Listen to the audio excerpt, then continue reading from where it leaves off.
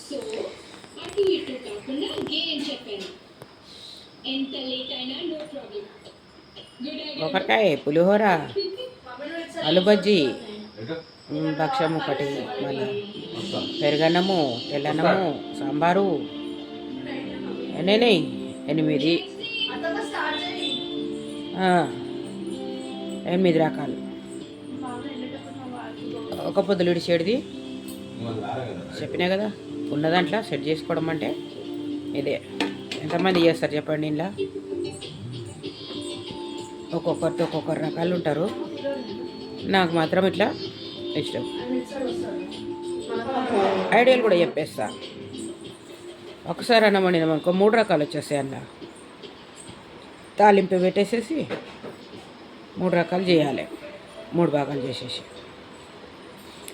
అది 3 రకాలు వచ్చేస్తాయి. ఇక కూరగాయలు మనం ఎట్లాగో మామూలుగానే రోజు చారు ఒక కూర ఉంటుంది, ఒక రోజు ఎక్స్ట్రా ఉంటుంది, గంతే. పండుగ రోజులలో అట్లా చేసుకున్నాం అనుకో మన ప్లేట్లు కూడా నిండగా మంచిగా ఉంటాయి. ఎట్లా పోస్టులు వేసేది చేసేస్తాం. ఆ పోస్టులు వేసినప్పుడే కొంచెం ఎక్స్ట్రా వేస్తే ఇంకొక రకం వచ్చేస్తుంది, అది స్పెషల్ అవుతుంది. అట్లా ఆలోచించుకొని చేసుకుంటే ఇంకా వివాహ భోజనంలే. మనకు ప్రసాదాలు అంటే ప్రసాదాలే.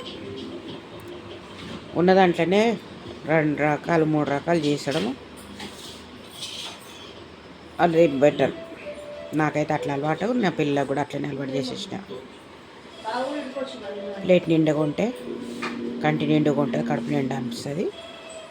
పండుగల టైం కాబట్టి అంటారు కదా,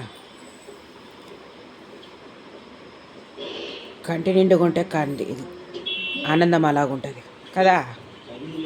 ఉంటా మరి. అందరు బాగుండాలి, అందులో నేను ఉండాలి.